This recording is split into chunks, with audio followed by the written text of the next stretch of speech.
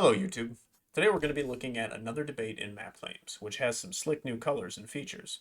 But this time, instead of looking at a historical debate that happened in person, as I did with the 1960 Kennedy versus Nixon presidential debate, we're going to be looking at a current debate that is happening all around the internet. Should TikTok be banned? Or more specifically, should the Protecting Americans from Foreign Adversary Controlled Applications Act, which was recently signed into law, take effect or be overturned? The act basically states that parent company ByteDance has to sell TikTok to a qualified buyer by January 2025 or they're out of here. So I've already gone ahead and researched and mapped this debate to the best of my ability, so let's go ahead and explore it from the perspective of somebody who's new to the argument and just forming their opinion. Okay, so I'm looking at this argument map, and at the top there are blue squares showing arguments that are in favor of the act taking effect, and orange squares showing arguments against. Now, the top level claim that's being debated here is saying that it should take effect, and let's say I disagree with that. I'm thinking, ban TikTok, where will I learn my dance moves, or which medications to cook with? So let's go ahead and disagree.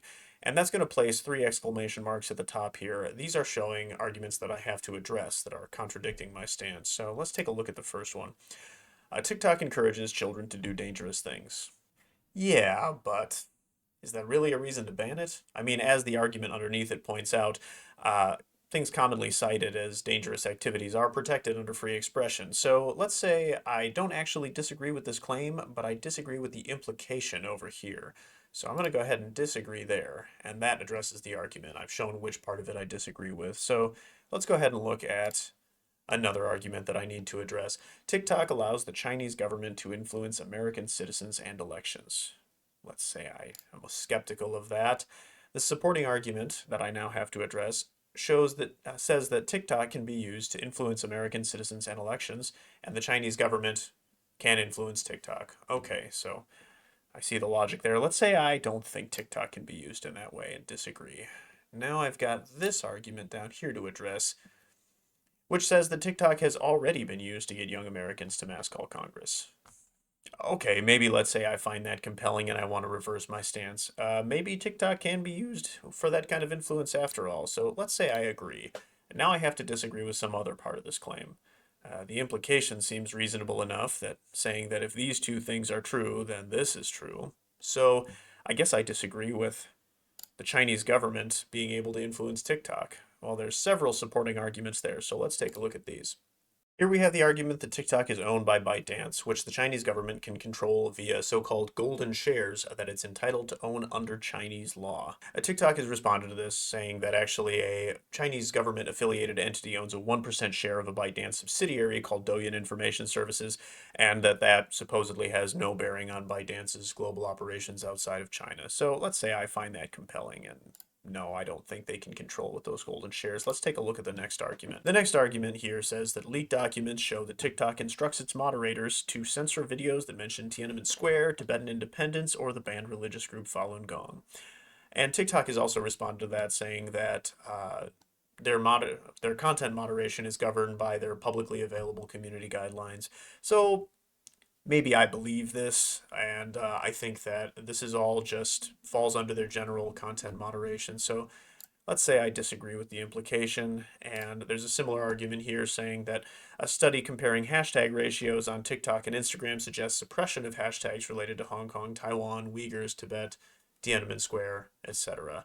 Well, maybe I think the study does show that, but I think it's probably just part of their general community guidelines, so I'll disagree with the implication. The next argument here is that TikTok itself has said that divestiture is not legally possible under Chinese law, which speaks to China's control over TikTok. Well, maybe I'm not sure about that. Let's come back to it and take a look at our other remaining argument here. TikTok allows the Chinese government to spy on Americans. Well, let's say I don't agree with that. And again, I have the two component claims of that TikTok can be used to spy and that the Chinese government can access TikTok data. So let's say, no, I don't think TikTok can be used that way. My next argument that I need to address is that TikTok has already used the app to track journalists who were critical of the app. Well, TikTok has responded to that, saying that the aim of the employees who misused user data was to determine which ByteDance employees had leaked confidential information to journalists and not actually to track or spy on the journalists themselves. And that furthermore, the employees who did this have either been terminated or have resigned. So maybe I find that compelling, and I think you can't really call that tracking journalists. That's not what was done here. But maybe I think it does demonstrate that TikTok could be used in this way. So let's go ahead and say I agree with this, but maybe I don't think the Chinese government can really access TikTok data. And so I'll go ahead and disagree here. Let's see, now I've got this argument to address, which says under a 2017 national security law, China can legally compel ByteDance to hand over information. TikTok responds that TikTok Inc., which offers the TikTok app in the United States, incorporated in California and Delaware, subject to U.S. law, and that under Project Texas, I wouldn't mess with that, all protected U.S. data will be stored exclusively in the U.S. and under the control of a U.S.-led security team. Well, that's reassuring, so let's go ahead and agree with this argument, which will address the above argument for me.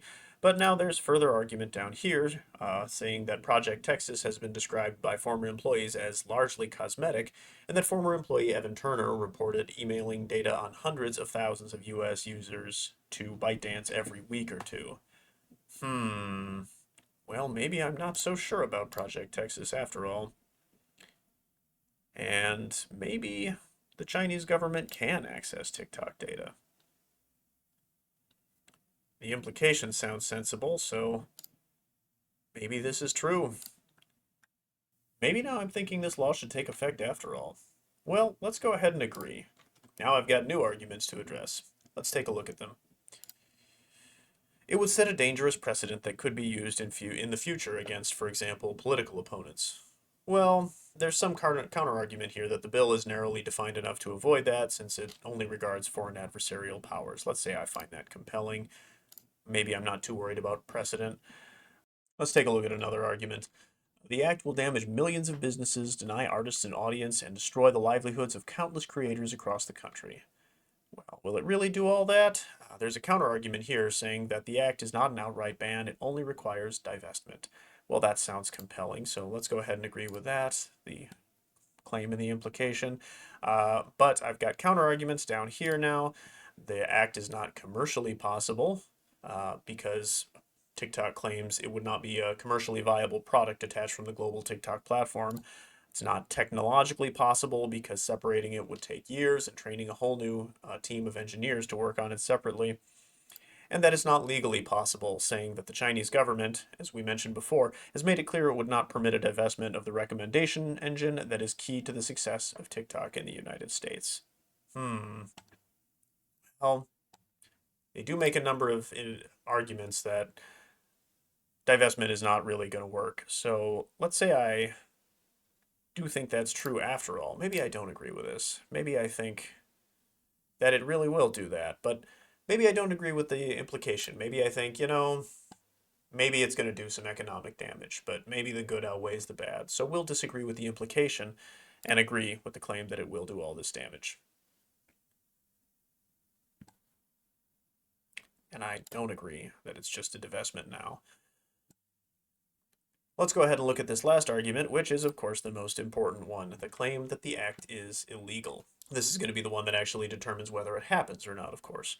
So let's say, no, I don't think it's illegal. Well, I've got a lot of arguments to address now.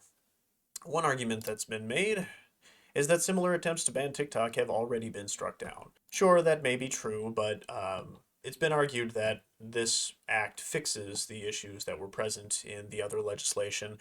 The act does not have the same problems as the Montana law because the Montana law failed in part because it was state government trying to pass a law over national security concerns, but now this is a federal law we're talking about, so let's go ahead and agree with that. And furthermore, the act doesn't have the same problems as the Trump executive orders because those were authorized under IEPA and failed in part, due to failure to show an emergency. This act is not under that same legislation, doesn't have that same requirement. Let's say I find that compelling. And so I agree with this argument. And so I don't have to worry about this. I don't think this is going to have the same problem as the other legislation. So let's take a look at some of our remaining arguments. The Act violates the First Amendment right to free expression because it represents a content and viewpoint-based restriction on protected speech. Right? The Act violates the Fifth Amendment's takings clause because it would deprive TikTok of protected property. And TikTok says that even if a qualified sale were possible, which it insists that it's not, it would result in a large discount. And also that it violates the Fifth Amendment due process clause because it singles out TikTok for adverse treatment without any reason for doing so. TikTok is considered a foreign adversary controlled application without any notice or presidential determination, while other apps are not deemed to have that same categorization without notice and presidential determination. And finally, for similar reasons, the act is an unconstitutional bill of attainder, again, because it singles out TikTok specifically. So there's a number of constitutional objections here. So it seems to me what's been established is that TikTok does in fact have quite a bit of influence, and there's not a lot of argument to the contrary, but there is some argument as to whether that influence is being or could hypothetically be wielded by the Chinese government to America's detriment. And on the flip side, we have four distinct constitutional objections that are going to have to be answered in court, which we will presumably learn more about in the coming year. And that's about where the debate stands, to the best of my knowledge. A big thanks to Isaac Saul from Tangle and Legal Eagle and his YouTube channel. Both gave really good high-level overviews of this legislation and were really helpful in my own research, so I recommend checking them out. They got into some finer detail than I got into here. Links are in the description. Well, I hope this video was informative about the TikTok ban controversy. My primary goal here is to show you what it looks like to navigate in a logical structure and to invite you to take part in building that structure. The argument map you just saw is public on MapClaims. You can sign up for an account and expand on any of the arguments you saw or add any that you think I may have missed. The link is in the description. MapClaims is designed to guarantee that arguments are logically valid and to keep debates moving forward productively. So if you're tired of arguing in circles on social media with nothing to show for it, come give it a try.